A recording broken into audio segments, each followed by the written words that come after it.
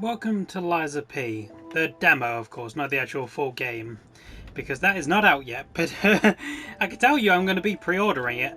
I can tell you that much. Not sure when it comes out specifically, I need to look into that actually. So, the reason I'm doing this is because I have played the demo already. It took me about 4 hours to finish in all. I'll tell you a lot of that time came from just wandering around to different places. Just generally being lost, in a sense, but also Can you hear me? lots of fights against bosses. Tuesday, 19th of September is when it's supposed to release. Geppetto's puppet. So I have more than enough time to pre-order it. We Good. need your help.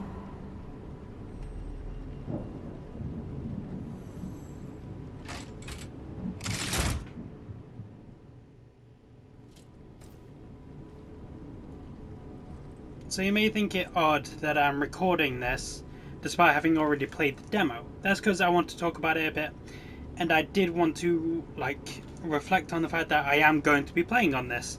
I'm going to be playing it later, but when it comes out in September. There you are. I've been looking all over for you. Yes, hello. There is, I think, so there's two things that kind of annoy me after playing it. The first thing is this. I see they got Jiminy too. It's not Jiminy, it's But we Gemini. have to hurry. Oh my god. I know it's a small thing, but it pisses me off so much. It makes me so mad. Just, it's one of the small things that can get to you.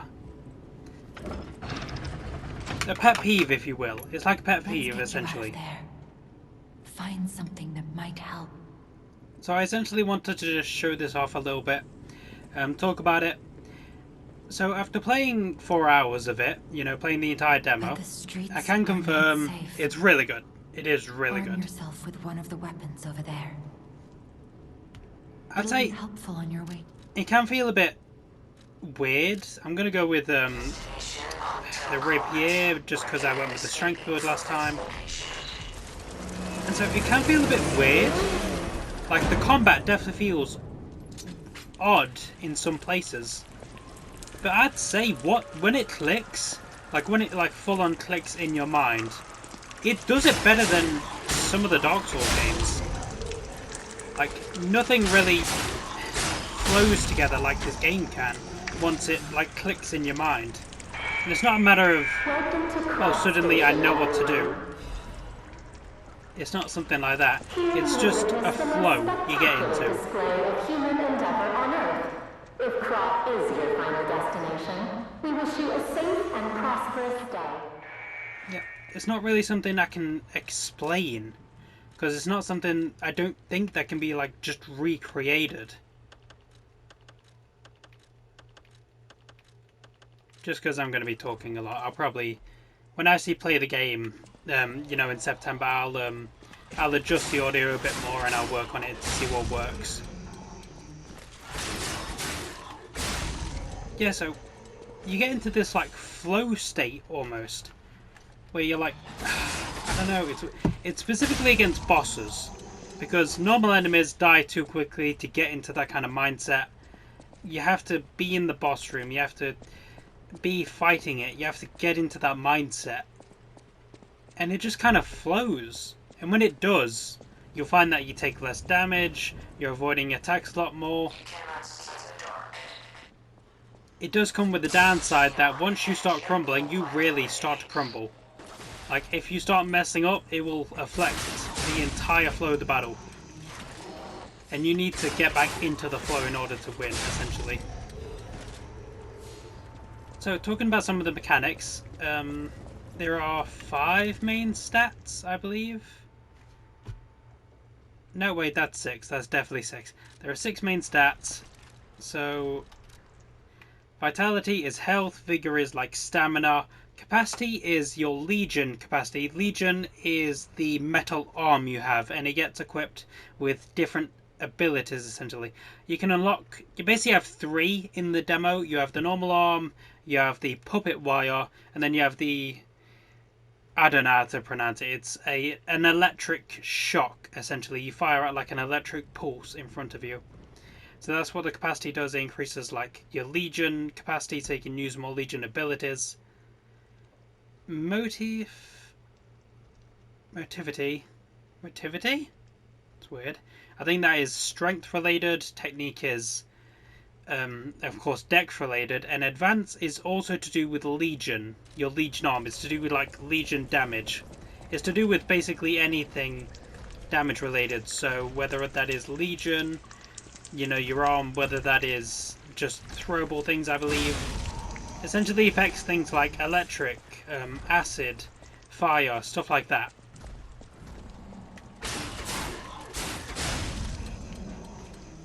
So I've only really played with 3 weapons. There are 5 in the game, or the demo, and technically there's a lot more than that, because you can switch up the handles and the blades of weapons, and that changes the moveset of said weapons.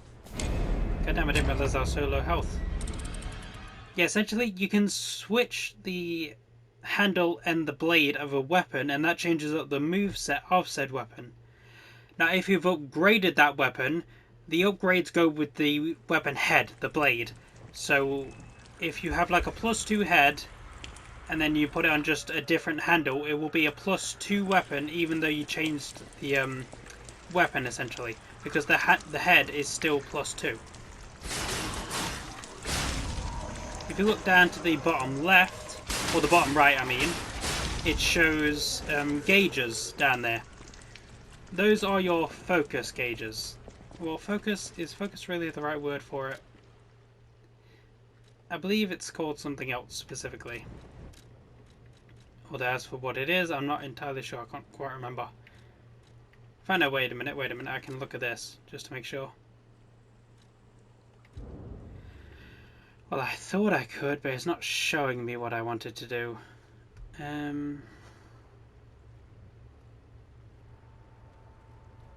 Yeah, and I'm not sure. Either way, let's move on. So you see below health and stamina, there's the 3 bars that fill up. Those fill up whenever you do damage to an enemy. Oh god, I took my weapon off. Yep, no, I thought the game didn't pause. Seriously, I didn't even get my thing back. I can't even attack right now without a weapon. So there's no bare-handed attacks. That's good to know, because I was not aware of that. Ah, crap, they're going to hit me.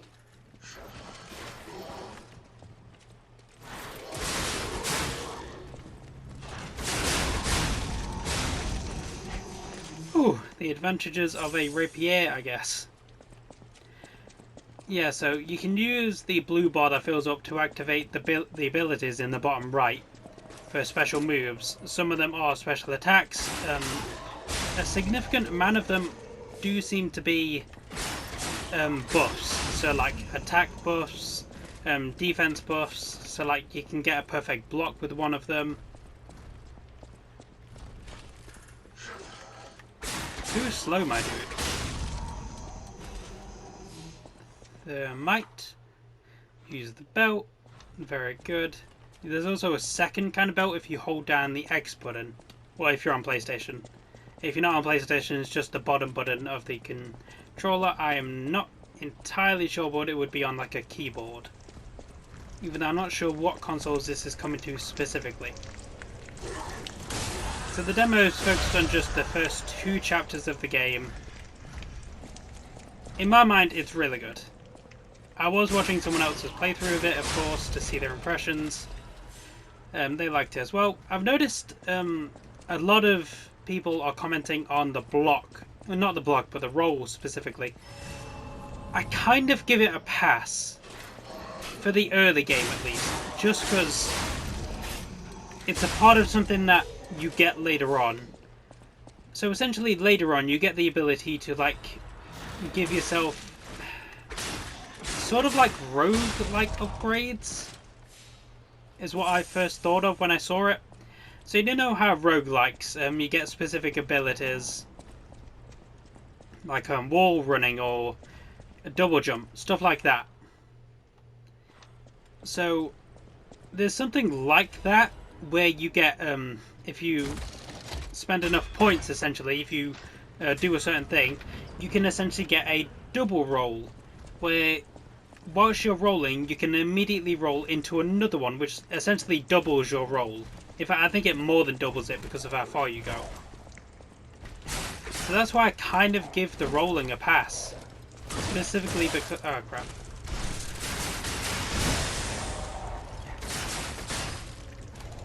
Specifically because it is the way it is because of a mechanic later on.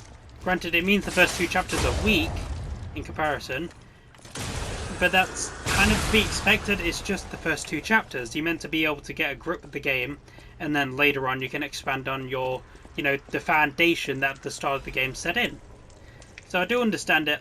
I'm intrigued to see more later on, because I didn't quite take a look at the tree, essentially, that was there. In fact, whilst I'm doing this, I don't know why I'm starting a new one. I can just show you what I was doing before on my 4-hour one. The demo is supposed to be around 2 to 3 hours, but I'm not the best. And I certainly got caught out in a few tricky situations. So I was at level 33 by the end of the demo. Let me just show off the things you can get in the demo, and show off the kind of things you can do. Because this is basically just my review, saying I'm going to play it, and just to show off a little bit of what the demo's about, what the game's about. Granted, I'm maybe not the best person to speak on it, considering I've only played the demo. I haven't seen any like articles or anything concerning the makers of said game. So I don't know if there's like specific information I'm not aware of that may be out there. But it is essentially just my impressions of the game. With that being, the game's good. Just plain up, very simple, it's good. There is the criticism that some people are throwing around that it's just a Bloodborne game. I'm hoping that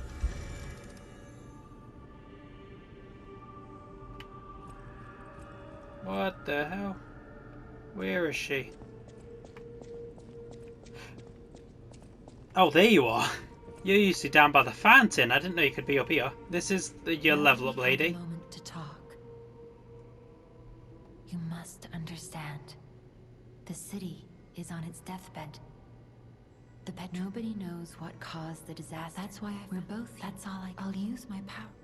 Yeah, so this is your level up lady, and also the resident waifu of the game, like any other Souls-like game. So that's the resident lady, your level up lady. And then up here is where you can do the upgrade thing, the roguelike thing. So you saw how the dodge was awful in the first part. I will show you soon enough. Yeah, I can't show any of these because you have to unlock the other ones first. I was hoping I'd get to take a look at them, but it would appear not. Yeah, anyway, this is the double jump. So you can essentially, well, not double jump, but double dodge. You can essentially dodge into another dodge, which is awesome. I wonder if I can show it in the training area. There's also a dude in there, Geppetto, I believe, who is essentially your creator. So part of the first half of the demo is looking for him, just to try to find him. This is the weapon I currently have equipped. And this is another weapon. The handle of this one actually goes to this weapon. They're both electric. But I disassembled them and put the handle on the other one in order to try it out, and it changed up the moveset a bit. I know my way around a weapon. Yes, alter handle. No, not that. Assemble weapon. Let's go with you, and then you. And we'll go with you.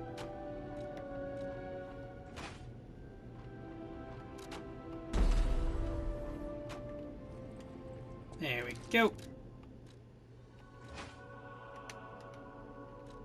Then we go over to you.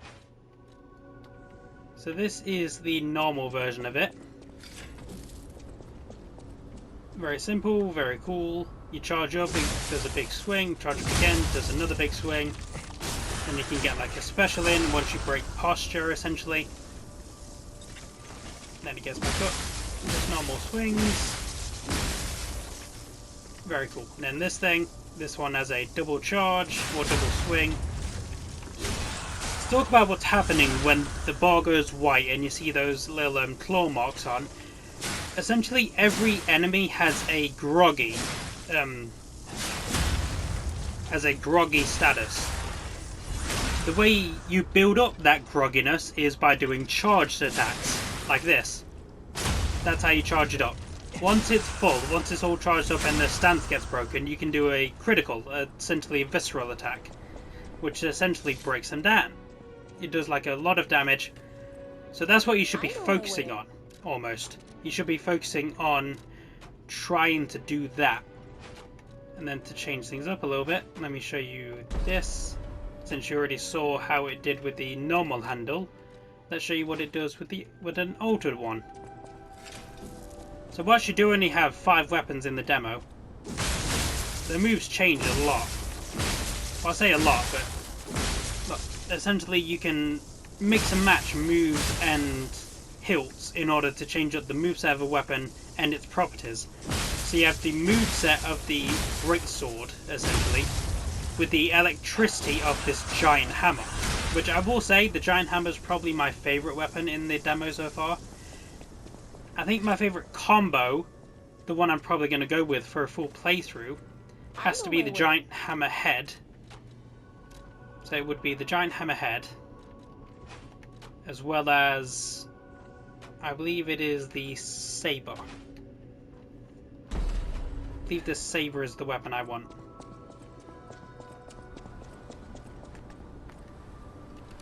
And we put you on. This one should be... Yep. This is the weapon I used to defeat the second boss with. Because that second boss was a doozy for a while. This is the arm for Minas. This is the arm you get from the boss, essentially. And it's really cool, I love it. So the combat's pretty good. I really like the combat. Now the dodging. The dodging is what I wanted to show. So essentially this is just a normal dodge. Pretty useless, honestly. It's honestly useless, I hate it. But add in the double dodge and it suddenly gets 3 times more effective and I love it. So I think that makes up for the whole comparison, well not comparison, but critique that the dodging is bad. Because the dodging is bad. Like for the first 2 chapters, it is bad. There's no doubt about that. Just the one dodge is awful. But you add in the second dodge and it suddenly gets a lot better. Oh, I didn't know they had records. Cool. I'm not going to play it in case of copyright, but still, that's cool. Yes, so you got her there. You got that dude where you can buy stuff from. This is the owner of the hotel. I haven't actually seen if she gives you anything. I just talked to her to say hello. The pain of his grief. You and your people have. I see you lie. People on the outs. I'm an old friend of. Make yourself. If you have any. That is another part of the game that's going around. It's going to be a big decision on whether you lie or not. So, lying is... So, puppets aren't allowed to lie, essentially. There's rules for puppets in this game. In the world, essentially. One of the rules is that puppets cannot lie. And so one of the big things is, will you lie like a unlike a puppet to show that you're more human, or will you in fact not lie like a puppet can't because they can't lie at all? The way you get into the hotel is you have to lie. You have to tell them you are a human in order to be accepted into the hotel. Of course, once you're in the hotel, they realise you're not human, but you're also not just a normal rampaging puppet. I should also change what I'm wearing, because it doesn't really show off the character a lot. There we go. That's cool, but I prefer this. I don't like the schoolboy look. I don't like it. I don't care if it looks like a significant or freaking boarding school dude. I just don't care for it. Yeah, so a big part of the game supposedly is whether you lie or not, because lying makes you seem human. But you're lying. It's inherently a bad thing. So it's weighed against, do you want to lie, which is inherently bad, or do you want to tell the truth and act more like a puppet? Because these are puppets. Do you want to act more like them? And these are rampaging puppets. There was also a little section after you meet your creator where it's like you hear something. You hear like voices. One of them saying to wake up.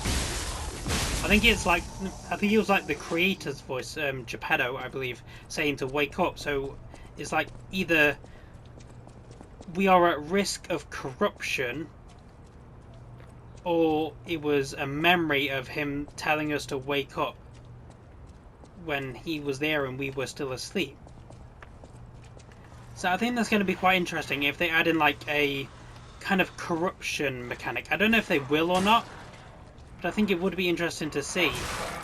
So like, these guys are all corrupted, they're all stricken with a frenzy.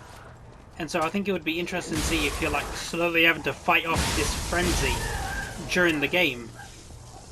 And you're like stuck between, you want to be more like them because the puppets are being, you know, I'm not going to say they're being discriminated against or oppressed, because they are just straight up murdering people. But it's a matter of, do you want to be with your people, the puppets, or do you want to fight for the humans? Because some humans are very much against puppets. They very much hate them. Granted, it's justified, puppets are going around killing people, but it's a matter of, do you want to be discriminated against? One of the, well, I'll say the first mini-boss is this dude who's trying to kill Geppetto because he, of course, made the puppets. The dude's trying to get at him, and so you have to go and kill the dude. And once you kill him, you get a cutscene, and Pinocchio, essentially, I can't remember his name specifically, but Pinocchio, I'm going to call him that, is looking at his hand covered in this dude's blood, and he's hearing something in his head. I think he does hear his creator saying to wake up. But I wonder if it's more than just his creator saying to wake up, like if it's more than just his memories of when he was asleep. I wonder if it's a matter of the more he kills people, not just puppets, the more he kills people specifically, the more he's slowly going to be corrupted. I don't know if they're going to go in this angle specifically, but I think it would be cool. It would be rather interesting to see if they did. I would kind of like it personally.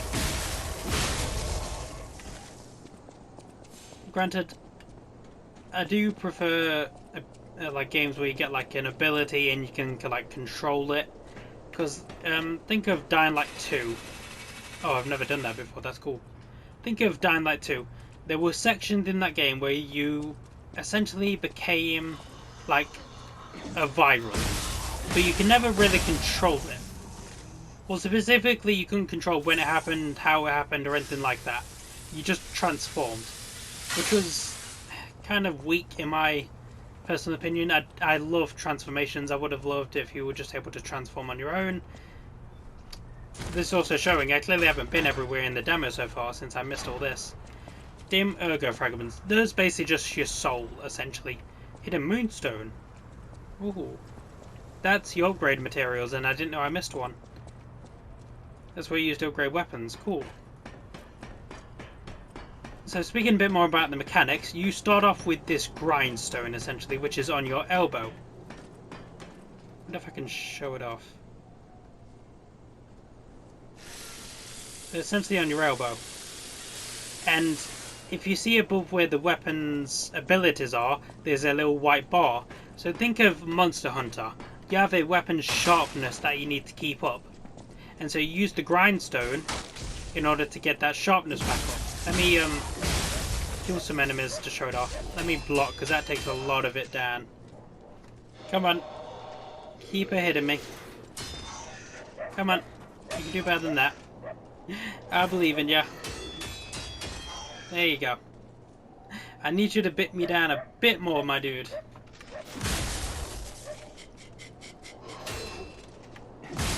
So, there are normal attacks like this, but enemies, specifically bosses, have a red attack. Red attacks are unblockable. You cannot block those. Do not try. You will get hurt for a lot of damage. So definitely be sure to avoid red attacks specifically. Because like I said, you can't dodge them, and well, you can't block them. And with the very abhorrent dodge in the early part of this game, it's hard to get out of the way of red attacks, so you have to be very vigilant with the first two bosses. Now that it's red, you can do this. When something is red, its attack will go down and it will break more easily, and if you like get it all the way down below red, if it like full on drops down to 0 essentially, then the weapon will break. You cannot repair it with a grindstone at least. I'm not sure if you can repair it at the workshop, but I believe it is specifically said the weapon will break and you can't repair it with a grindstone. So there may be a way to upgrade it outside of the grindstone, but I'm unsure. But that is one other thing I want to reflect on. If you see down below where the health thing is, you know, our vial, if you will, our Estus flask, we're all out, but a purple bar is being filled up the more we damage enemies. That is a really cool mechanic, in my opinion.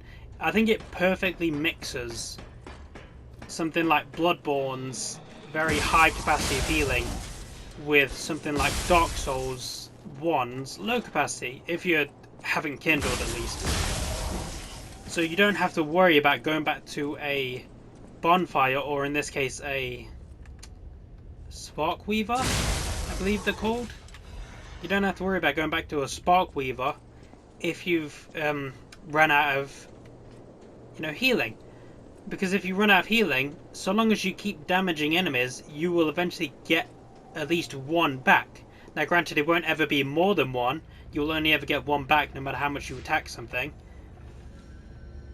But it is a really cool mechanic. It essentially lets you keep going without having to stop and rest and recover, which is amazing in my opinion.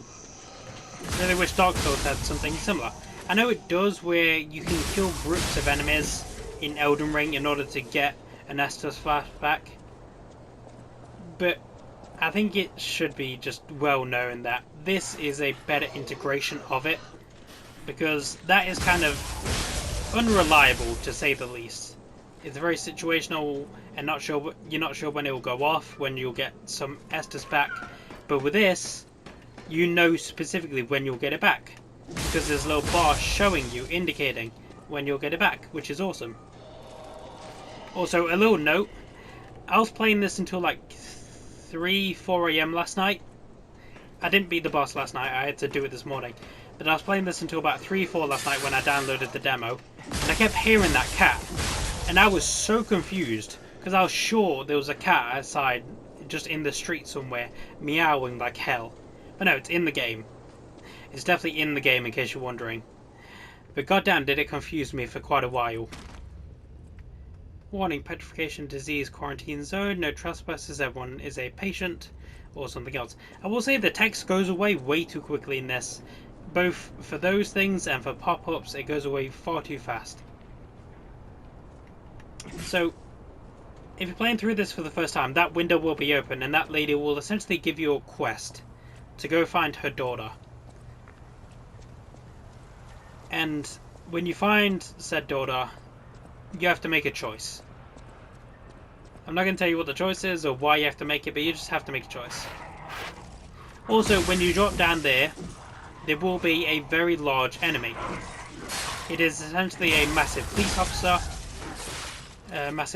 robot. Beware, that thing is very hard. It took up a lot of time for me. It's like waiting around the corner. It will slowly walk into that alleyway to trap you off, and then it will attack you. But I need to show off something else. See how the weapon, the enemy's weapon, sparked up red when I perfectly parried it? God damn it, not like that. Come on. God damn it. Like that. What that essentially is doing is weakening it. Oh crap. The more you weaken an enemy's weapon, the more likely it is to do that. It will break. which will of course take down their damage, make sure they do less, they have less range, and it will make them easier to deal with. So essentially, you are rewarded for perfectly parrying. Granted, it's not like Dark Souls where you get the opportunities to riposte them for a heavy load of damage. That is specifically, what's the best word? Confined to your charge up when you get up that groggy state. When you hit them into that groggy state and get them all winded. Stuff like that is, you know, specifically put for stuff like that. So you have to wait until you get something where they're groggy, so you can't just parry them and they get a riposte off. Speaking of the groggy state, I reckon I should show it on an actual enemy. So let me go find one for you that I can actually take it. Because all these enemies are too weak, essentially. They can't... The groggy state won't really work on them.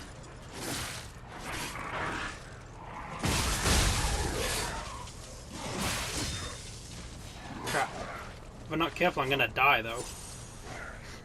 These guys are definitely some of the hardest enemies you face in this demo. Just because of the capacity to freaking counter you. Like, they have their own parry and then riposte. They have their own counter attack, essentially. This is the enemy I wanted to show it off with.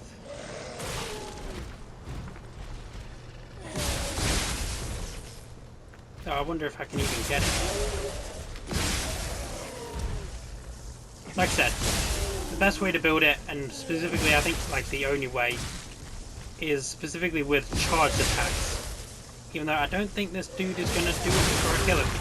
No, his bar went white, so he would have gone down the next time I got him. So you saw there I got star fragments. Star fragments are very useful. I'll show them off.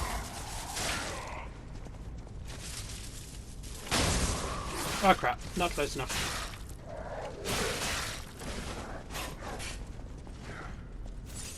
Let's not do that. Let's do this though. Double buff. So the hilt just bumps up my attack damage, I believe, just in general.